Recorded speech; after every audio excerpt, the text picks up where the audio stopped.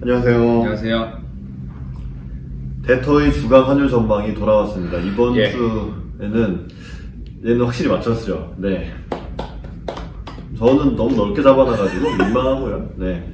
뭐 횡보보다는 약간 오른 한 주간. 오늘 수요일입니다. 네. 저희 개인 사정상 개인 사정상 촬영을 땡겼습니다. 네, 그렇습니다. 자, 2월 17일부터 2월 19일 3일간 달러원 저점은 1179.30, 고점은 1193.30, 수요일 오늘 종가는 1189.30원이었습니다. 일단 월요일 날에는 중국이 이제 확실히 부양책을 대출의 기준이 되는 그런 금리를 10bp 0.1%포인트 낮춤으로써 중국이 경기를 부양할 마음이 확실히 있구나를 다시 확인을 시켰기 때문에 그날은 좀 달러도 빠졌었어요. 네, 그랬는데 미국 휴일이었고 애플이 그날 새벽에, 그러니까 2월 18일로 넘어가는 한국 시간으로 이 새벽에 중국의 이 코로나19 확산 때문에 자기들이 요 1분기에 실적 가이던스, 그러니까 자기들이 이제 예상했던 매출액, 순이익 이런 것들을 달성 못할 거다. 이렇게 예고를 했습니다. 애플에서 발표한 거죠. 애플이 발표한 거죠. 네. 자기들이 지금까지 해보니까 안 되겠는데? 하고 미리 알려준 거죠.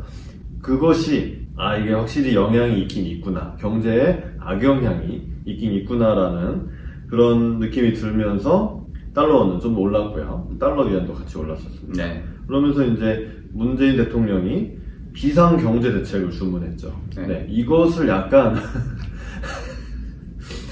자, 지난주 저희가 이주열 한국은행 총재는 금리 인하에 아니야 선을 그었던 거에 대해서 대통령이 아니야 금리 인하를 하는 게 좋을걸? 이렇게 또 시장에 유동성 뽕을 맞아가지고 또 그렇게 생각을 하니까 그러니까 이제 원화가 약세가 되는 그런 분위기가 있었고요. 그 다음에 대구에서 갑자기 많은 확진자가 나오면서 오늘도 달러는 좀 더 올랐고 중국 인민은행이 달러 위안을 0내, 그러니까 중국 안에서 본토의 위안화도 7위안선 위로 고시를 하는 바람에 사실 지금 계속 환율 조작국 이슈가 생길 수도 있는 그런 7위안 선인데 맞습니다. 그거보다 높게 그러니까 위안화 약세로 고시를 했다는 거는 결국 경제가 어렵다는 거, 자기네 통화도 약세였으면 좋겠다는 걸 인정하는 거 그런 느낌이 들면서 오늘은 이제 1190원대 위로 잠깐 올라섰다가 청와대에서 이제 문 대통령의 그 발언은 꼭 금리 인하를 의미하는 건 아니라고 또 선을 그어가지고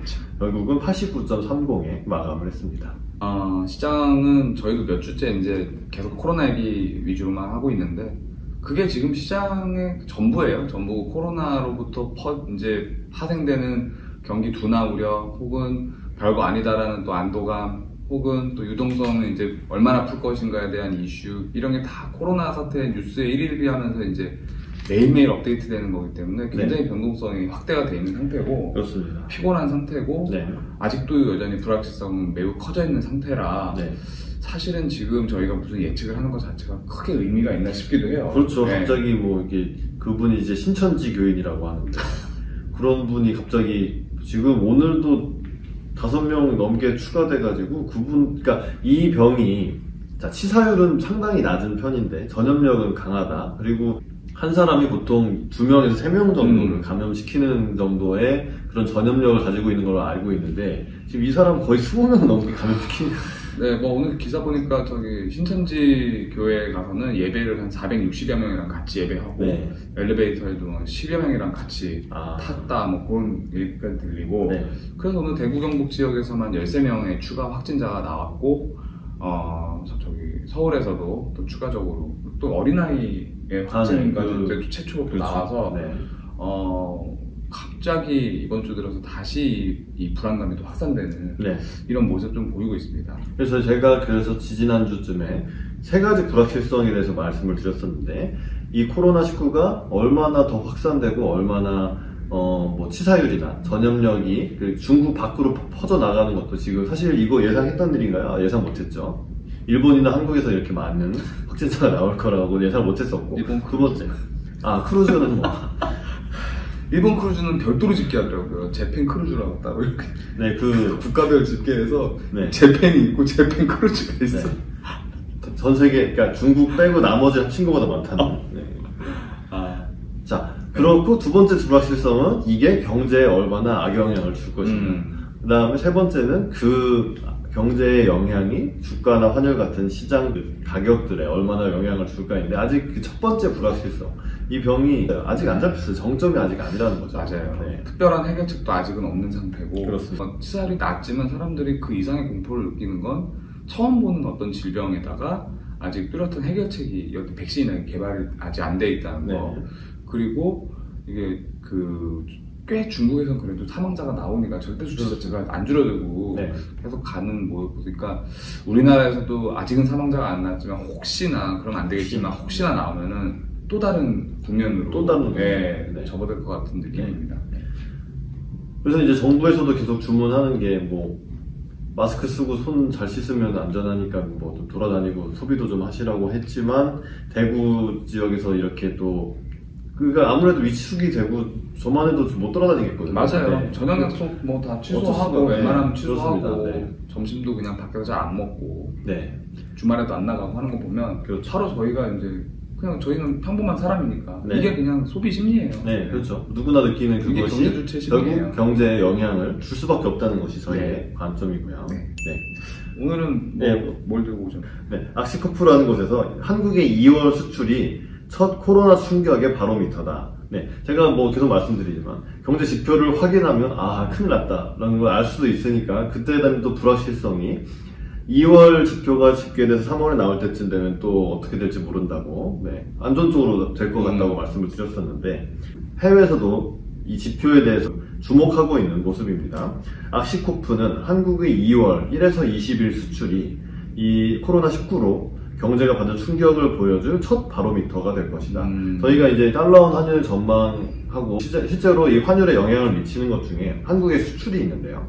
이게 초승계 11일쯤에 발표되고 20일까지가 21일에 발표되고 네. 그다음에 그 다음 월 첫날쯤에 영업일 따라서 약간 다르긴 하지만 어쨌거나 그렇게 10일 단위로 관세청에서 수출과 수입에 대해서 잠정 집계를 해서 발표하는 게 있는데 이거 21일에 주목하셔서 보셔야 될 것 같습니다. 내일 모레죠? 그렇죠. 내일 모레죠. 네. 아마 요거가 꽤 생각보다 많은 나라들과 금융기관에서 집중을 할 것 같습니다. 네, 그렇습니다. 이게 이렇게 자주 발표하는데도 잘 없고, 네. 그리고 한국이 워낙 지금 거의 뭐 코로나의 한 가운데에 있는 그런 지정학적 위치 때문에, 네. 그 다음에 자, 미중 무역 협상이 이제 작년까지 계속 테마였고 갑자기 올해는 이란 이름도 까먹었네. 그래서 이렇게 잊혀질 거라고 했잖아요. 네네. 이란 군 최고 지도자의 암살로 술레이만이 그런 건 아니었나? 맞는 것도 술레이만. 네.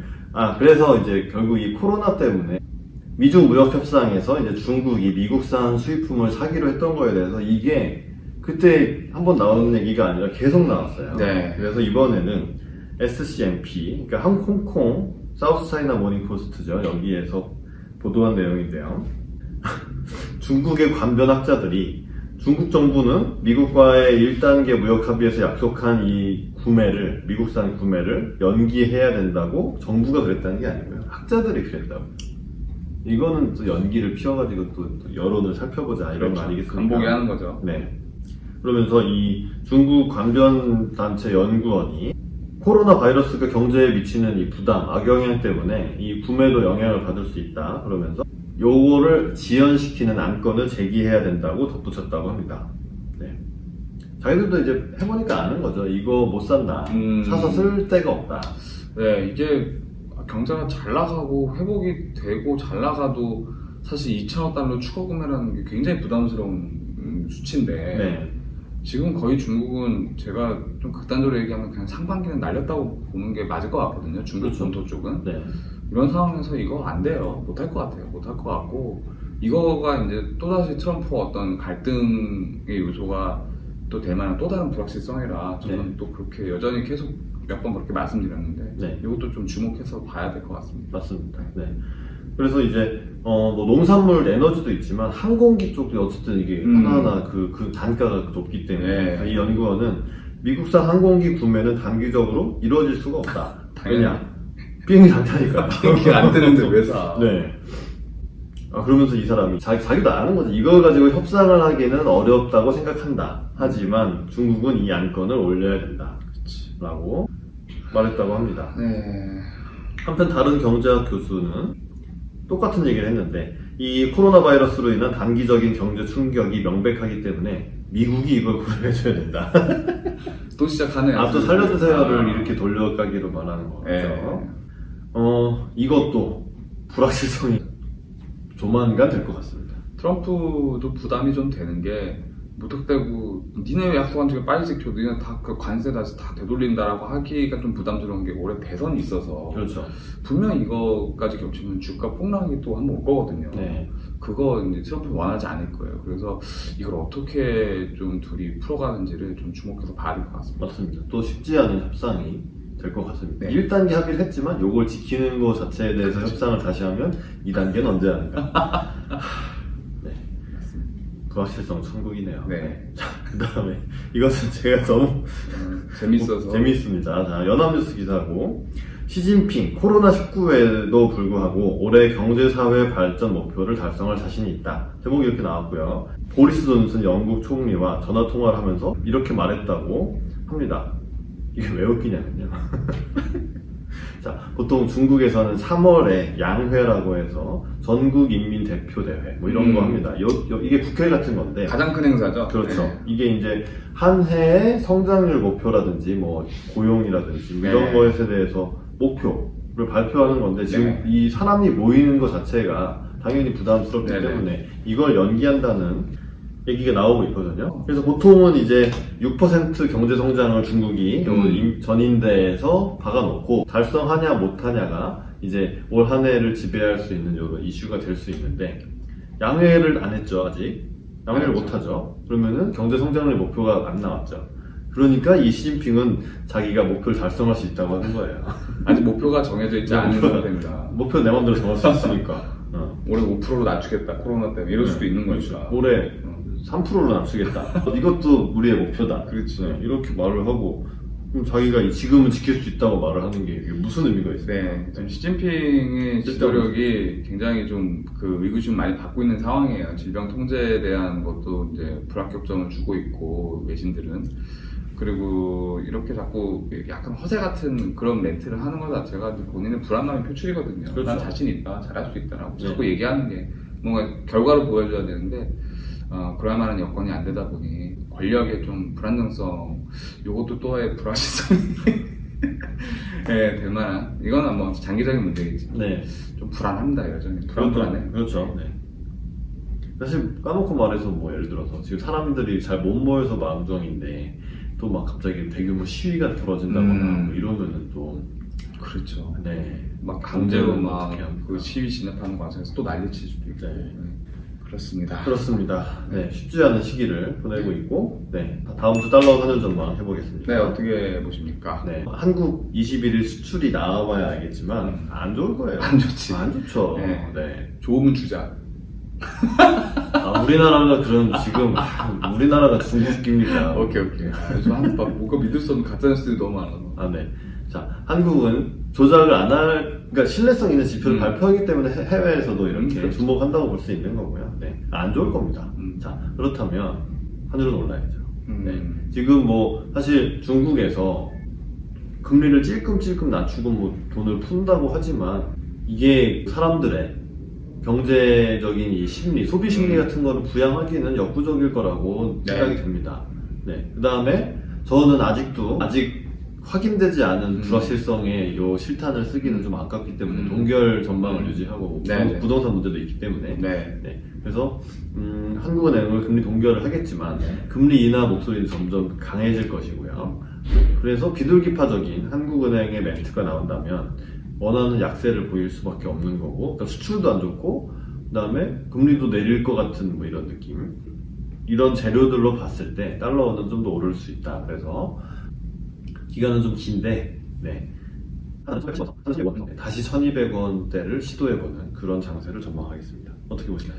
일단은 그 수출 지표 굉장히 중요한 이슈고, 다들 안 좋을 거라고 예상을 이제 하고 있어서 얼만큼 안 좋냐, 그렇죠. 그걸 좀 봐야 될 것 같고, 또 다음 주에 이제 금통위 관련해서는 저는 일단 오늘 이제 청와대 고위 관계자가 일단 선긋기를 하긴 했지만 이미 이제 금리 인하 쪽으로 방향을 좀 튼 상태라고 보여지거든요, 시장이. 그런 물론 앞서가는 그 오버하는 측면도 있지만 저는 2월 금통위 인하 가능성은 한 60% 정도로 반반에서 조금 더 올려서 네. 해도 이상하지 않다라고 이제 저는 좀 생각을 하고요. 네.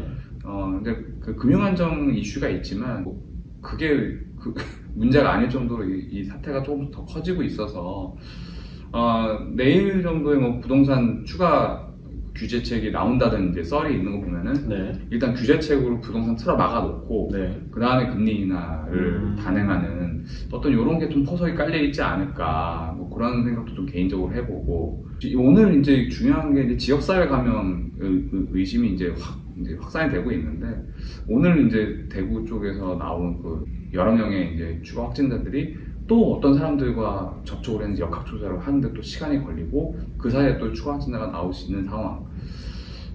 쉽게 가라앉을 만한 이슈가 아니다 보니 여전히 조금 환율은 위쪽을 향하는 게 좀 맞다고 생각을 해서 네. 저는 1183원에서 네.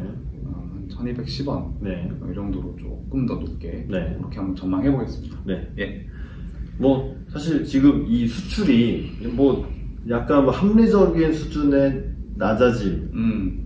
그것도 모르겠어요. 어느 정도 수준인지. 근데 이런 거면 뭐 그냥 또 1200원을 향해 천천히 올라갈 수 있는데 갑자기 뭐 진짜 마이너스 6% 뭐 이런 거 나와버리면 좀 더 위로 많이 칠 수도 있다. 네.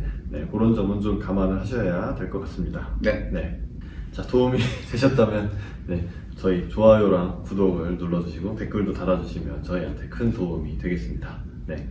저희들의 의견은 개인 의견이고요. 저희들이 다니는 각각의 은행과는 아무런 상관이 없습니다. 투자는 여러분 개인의 판단에 의해서 하시는 것이고 저희들의 의견은 참고만 해주시기를 꼭 당부드리겠습니다. 네. 그럼 대터의 주간 환율 전망은 다음 주에 아마 금통이 끝나고 월 말쯤 될 것 같은데 그때 다시 인사드리겠습니다. 네. 시청해주셔서 감사합니다. 감사합니다.